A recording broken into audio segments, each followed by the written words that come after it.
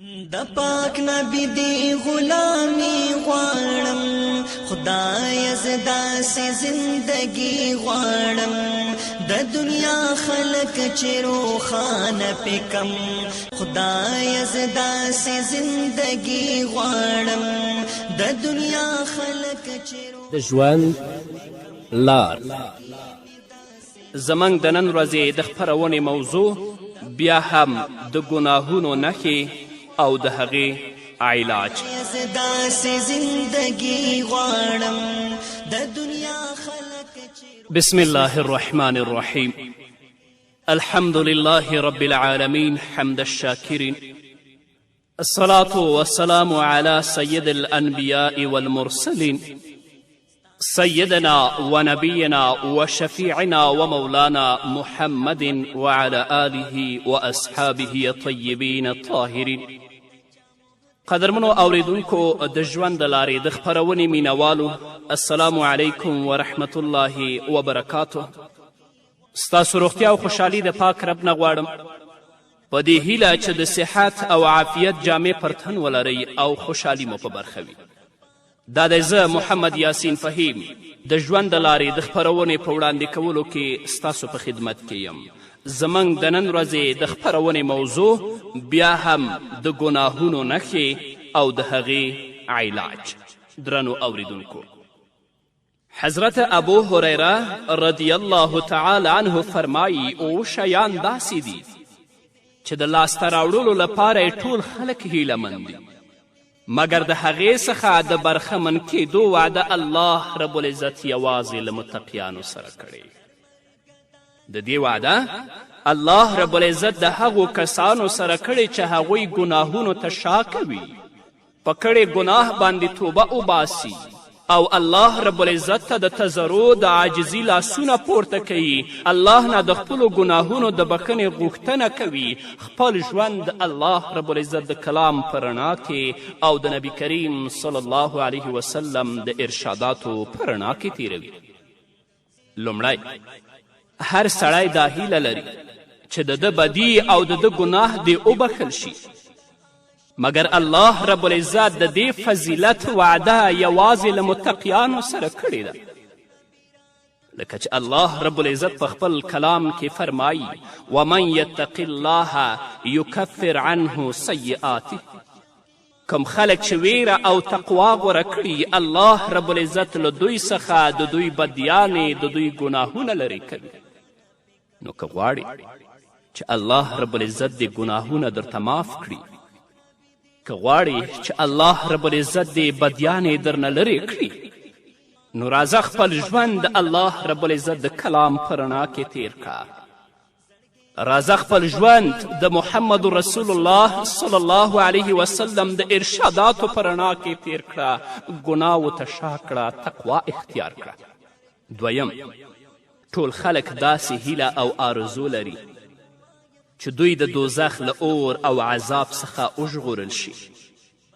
مګر د دې وعده الله رب العزت له متقیانو سره کړې ده، یعنی الله به متقیان د دوزخ له اور او له عذاب څخه ژغوري. الله رب العزت په خپل کلام کې په سورة زمر کې فرمایي وینجي الله الذین اتقوا بمفازتهم. کم خلک چې تقوادار دي، ګناهونو ته شا کړي، هغو ته به الله رب العزت نجات ورکړي او هغوی به کامیاب کړي. دریم،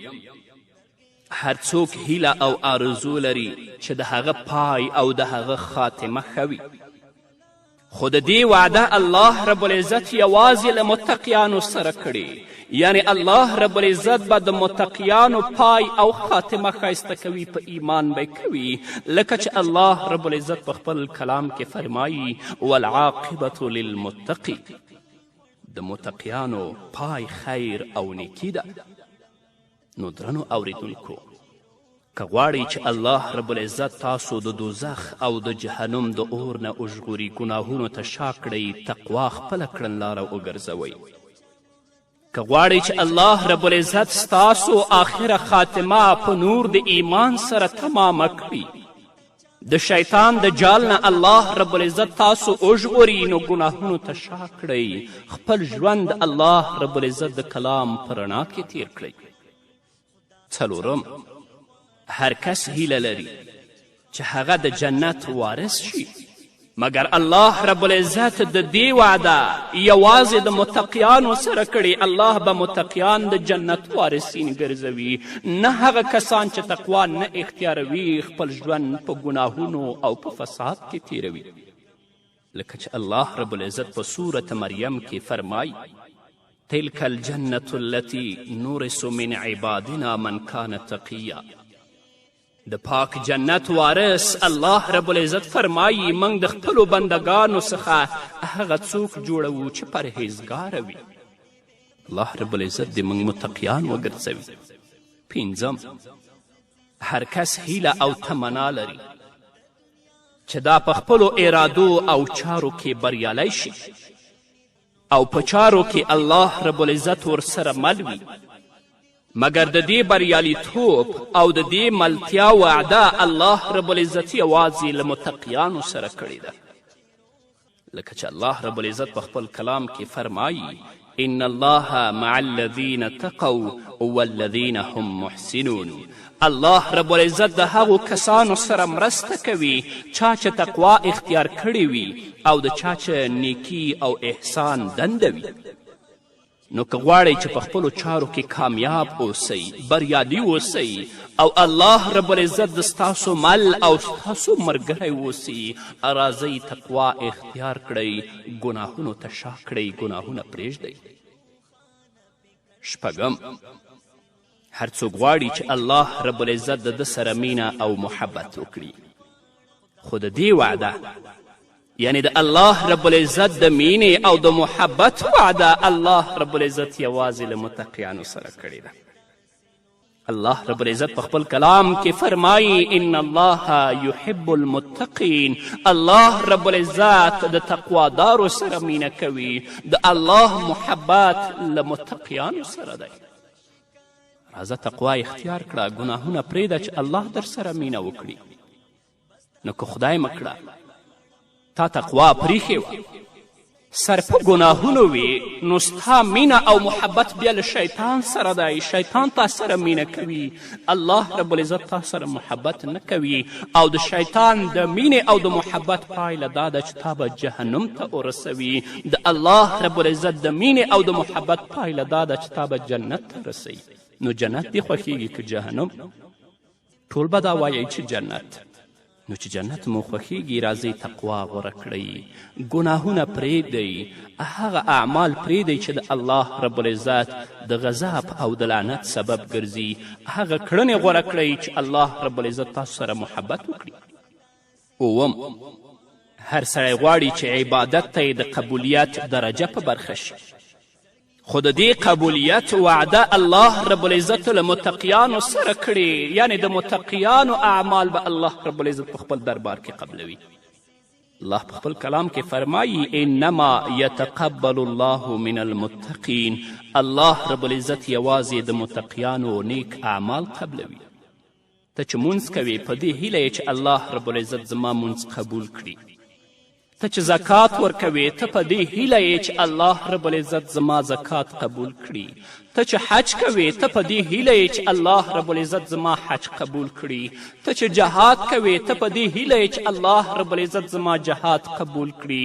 همدارنګه ته چې صدقات او خیرات ورکوې ته په دې هیله یې چې الله رب العزت زما صدقات او خیرات قبول کړي. خو ستا د اعمال به الله رب العزت ستا نه هله قبلوي چې ته متقي وې، ګناهونو ته دې شا کړې وي، خپل ژوند د الله رب العزت د کلام په رڼا کې او د محمد رسول الله صلی الله علیه وسلم د احادیثو په رڼا کې تیر کړې. که تقوا ونه لرې او ګناهونو باندې دې سر وي، نه دې مونځ الله قبلوي، نه دې روژه الله قبلوي، نه دې زکات الله قبلوي، نه دې حج الله قبلوي، نه دې جهاد الله قبلوي، او نه دې صدقات او خیرات الله قبلوي. الله رب العزت دې موږ متقیان وګرځوي تر څو زموږ کړنې او نیک اعمال الله رب العزت په خپل دربار کې قبول وګرځوي، لکه څنګه چې الله فرمایي انما یتقبل الله من المتقین. په تیرې خپرونې کې مې تاسو ته وویل چې حضرت عبدالله ابن عمر رضی الله تعالی عنهما سخت جړل. چا ورته ویلي چې ای ابن عمره، ته یو جلیل القدره صحابي یې، منځونه کوې، روجې نیسې، جهاد کوې، حج ته راځې، زکات ورکوې، نو بیا ولې ژاړې؟ حضرت عبدالله ابن عمر رضی الله تعالی عنهما ورته وفرمایل چې ما د الله رب العزت دا فرمایش ژړوي چې الله فرمایي انما یتقبل الله من المتقین. الله خو یوازې د متقیانو نیک اعمال قبلوي. زه خو نیک اعمال کوم، خو الله دې ما متقي وګرځوي تر څو مې چې الله نیک اعمال قبول کړي. الله رب العزت دې په موږ او تاسو ټولو باندې خپل رحم او فضل وکړي او الله دې موږ د متقیانو له ډلې نه وګرځوي. همدارنګه درنو اوریدونکو، هغه کسان چې ګناهونو ته شا کوي، تقوا د خپل کړنلاره ګرځوي، د الله رب العزت په اوامرو او په احکامو او د رسول الله په سنتو باندې عمل کوي، د الله رب العزت په وړاندې دا کسان معزز دي، یعنی الله دې ورته عزت ورکوي. تاسو یو فاسد انسان لیدلی چې هغه معزز وي او عزتمند وي؟ نه، چې چیرته معزز سړی ګورئ هغه تقواداره او متقي انسان دی. الله رب العزت متقیانو ته ډیر زیری ورکړي دي او د هغوی لپاره د ډیرو ګټو د لاسته ورتللو یادونه کړې. دلته زه یوه ګټه د بیلګې په توګه زه تاسو ته وړاندې کوم،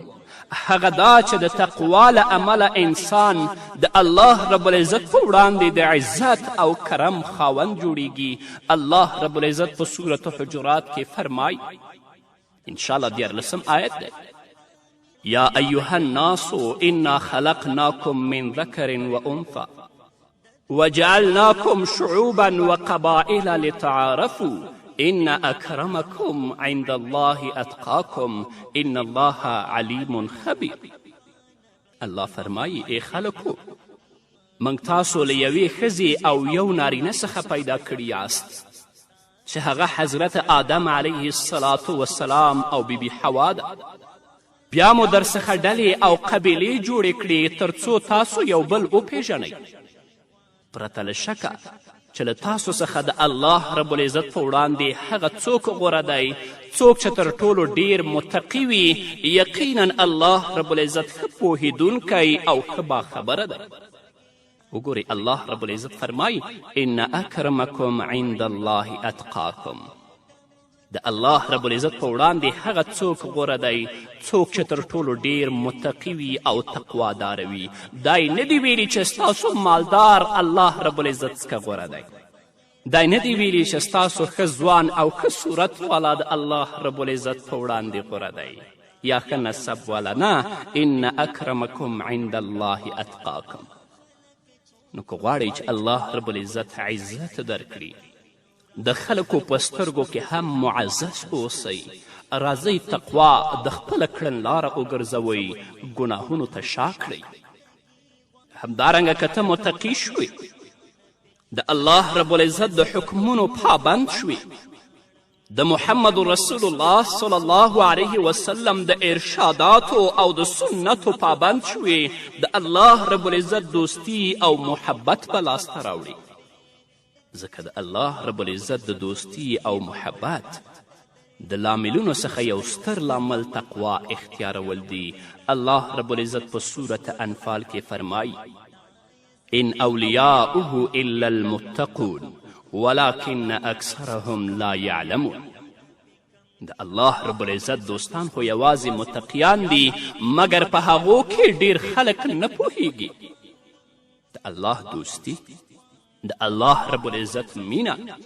د الله رب العزت محبت هغه په تقوا سره حاصلیږي. او خدای مکړه که دې په ګناهونو شر وي، بیا تا لپاره د شیطان دوستی ده، نه د الله دوستی. د الله د دوستی پای جنت او د شیطان د مینې او د دوستی پای جهنم.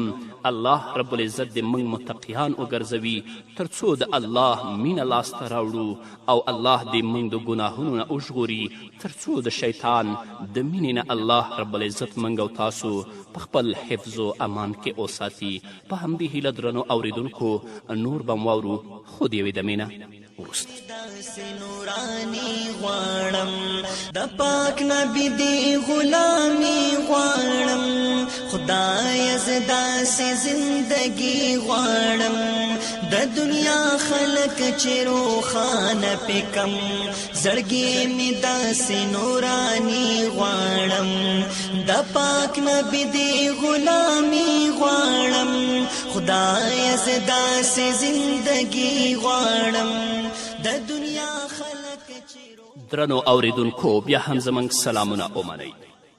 نو هغه کسان چې تقوا اختیاروي ګناهونه پرېږدي د الله رب العزت نه ویریږي دا متقي انسان به الله رب العزت له خپل دښمن نه ساتي ځکه الله رب العزت د متقیانو لپاره تقوا د دښمن د ښکاره او پټو چلونو او د سایسو لپاره ډال ګرځوي او متقي د انس او جن د هر راز شر او ضرر څخه په امن کې ساتي همدې خبرې ته الله رب العزت په صورت آل عمران کې په خپله اشاره کوي الله فرمایي وان تصبروا وتتقوا لا یضرکم کیدهم شیئا ان الله بما یعملون محیط که چیرې تاسو په تکلیفونو صبر وکړئ او تقوا خپله کړئ ګناهونه پرېږدئ نو د هغو فریبکارو فریب به تاسو ته هیڅ زیان در وانړوي دوی چې هر څه کوي الله رب العزت د هغې څخه ستاسو لپاره پناهي کړې ده ځکه الله رب العزت د هغوی په عملونو باندې محیط دی نو که غواړئ چې الله رب العزت دی د جنی او انسی د دښمن د فریب او ضرر څخه وساتي تقوا اختیار کړه ګناهونو ته شا کړه همدارنګه د متقیانو لپاره د الله رب العزت له طرفه د نصرت او د تایید زیری دی څنګه کولی شو چې د الله رب العزت مرسته تایید او بشارت ترلاسه کړو د تقوا اختیارولو له امله د متقیانو سره الله رب العزت د دې ټولو وعده کړې ده څوک چې تقوا اختیار کړي هغه به هیڅکله ناکام او نامراده نشي او هغه ته به هر ډول نیکبختي مخه کړي خو کوم خلک چې تقوا ته شا کړي او له تقوا څخه مخ واړوي الله رب العزت له هغو څخه هم مخ اړوي لکه چې الله رب العزت په صورت نحل کې 128 آیت کې فرمایي ان الله مع الذین اتقوا والذین هم محسنون بشک الله رب العزت متقیانو او احسان کوونکو سره مل او ملګری دی نو که غواړئ چې په خپل ژوند کې کامیابه اوسئ که غواړئ چې په خپل ژوند کې تاسو ته هر ډول نیکبختي مخه کړي نو تقوا اختیار کړئ او ګناهونو ته شا کړئ ځکه کم کسان چې تقوا پرېږدي خپل ژوند په ګناهونو کې تیروي نو هغو ته الله هم شا کوي تل به ژوند په کړاوونو په مصیبتونو او په دردونو کې تیریږي همدارنګه الله رب العزت په خپل کلام کې په صورت انفال کې 19 آیت کې فرمایي ولن تغني عنکم فئتکم شیئا ولو کثرت وان الله مع المؤمنین الله فرمایي او ستاسو ډله که څه هم څومره ډیره وي ستاسو به هیڅ په کار رانشي او الله رب العزت خو د مؤمنانو سره ملګری دی آیا د الله ملګرتیا د ستاسو نه خوښیږي آیا دا مو نه خوښیږي چې الله تاسو سره محبت وکړي دا مو نه خوښیږي چې الله رب العزت تاسو سره مینه وکړي ټول به راته په ځواب کې وایي چې د الله ملګرتیا زموږ خوښیږي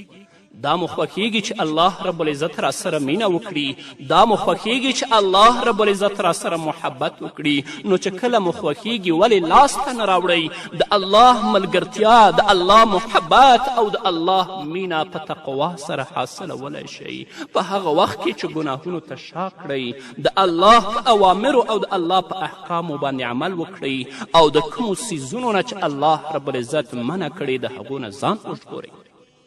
که یو سړی بې نمازه دی لمونځ نه کوي که یو سړی د سود کاروبار کوي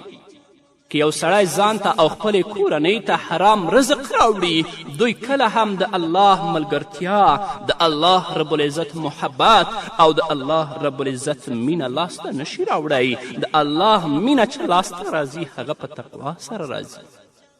متقیانو سره الله رب العزت د خپلې دوستی ولایت او محبت اعلان کړی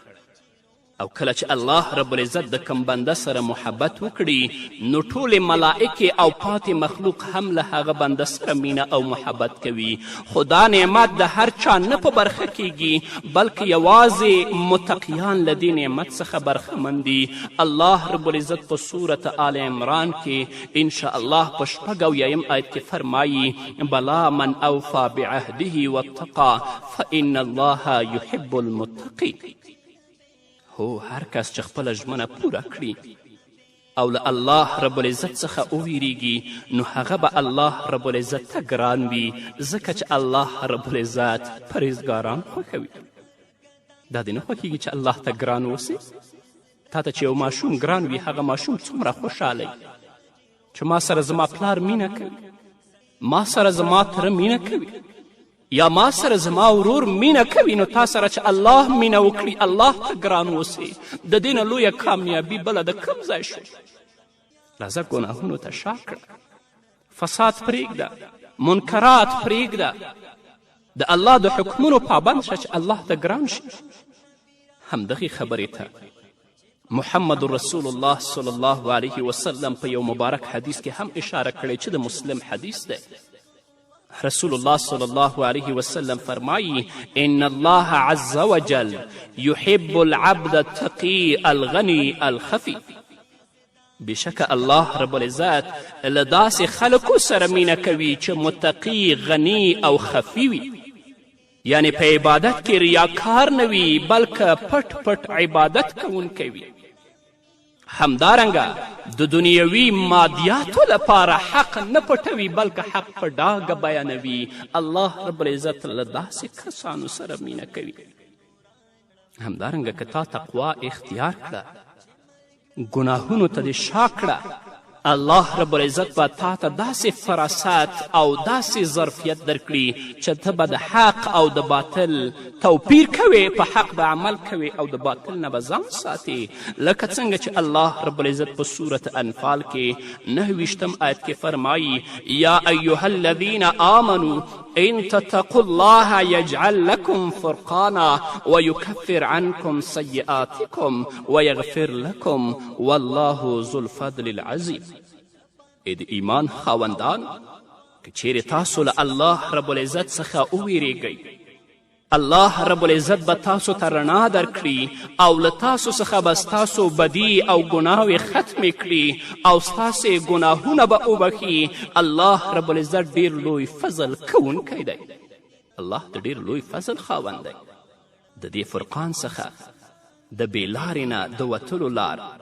نجات د الله رب العزت لخوا نصرت اعانات د زړه لارښودنه او ثابت قدمي مراد ځکه الله رب العزت په بل ځای کې په صورت جن کې 19 آیت کې فرمایي ومن یعرض عن ذکر ربه یسلکه عذابا سعدا هر څوک چې د خپل رب د ذکر نه مخ واړوي نو د هغه رب به هغه په سخت عذاب کې اخته کړي مفسرین لیکي څوک چې د الله رب العزت د یاد څخه مخ واړوي د هغه زړه بې آرامه کیږي زړه ته آرام نه حاصلیږي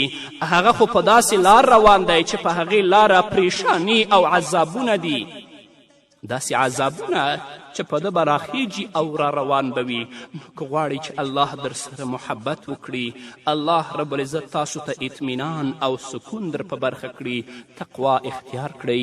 او ګناهونو ته شا کړئ الله رب العزت دې موږ او تاسې ټول متقیان وګرځوي په همدې هیله درنو اوریدونکو دا وه زموږ د نن ورځې خپرونه چې ستاسو درانه حضور ته وړاندې شوه تر بلې خپرونې پورې چې زه بیا هم ستاسو درانه حضور ته راځم تاسو ټول په لوی او بخونکي الله سپارم پاتې ژوند مو نیکمرغه ښاد بریالي او کامیاب اوسئ سترګې مې داسې نوراني غواړم دا ستا د درد وې د بل چې نه وې دا ستا د درد وې د بل چې نه وې دا ستا د درد وې د بل چې نه وې دا ستا د درد وې د بل چې نه وې تر مرګه داسې ملنګي غواړم خدای ز داسې زندګي غواړم د دنیا دنیا خلق چې روخانه پکم زړګې می داسې نورانی غواړم د پاک نبی دی غلامی غواړم خدای ز داسې زندگی غواړم د دنیا خلق چې روخانه پکم زړګې می داسې نورانی غواړم چې پاک نبی راته عاشق اوایي چې پاک نبی راته عاشق اوایي چې پاک نبی راته عاشق اوایي چې پاک نبی راته عاشق اوایي ور سره داسې عاشقي غواړم خدای ز داسې زندگی غواړم د دنیا خلق چې روخانه پکم زړګې می داسې نورانی غواړم د پاک نبی دی غلامی غواړم خدای ز داسې زندگی غواړم د دنیا خلق چې روخانه پکم زړګې می داسې نورانی غواړم چې مرګ میرا شکالما اوایم چې مرګ میرا شکالما اوایم چې مرګ میرا شکالما اوایم چې مرګ میرا شکالما اوایم بس دا جمله می آخری غواړم خدای ز داسې زندگی غواړم د دنیا خلق چې روخانه پکم زړګې می داسې رونانی غواړم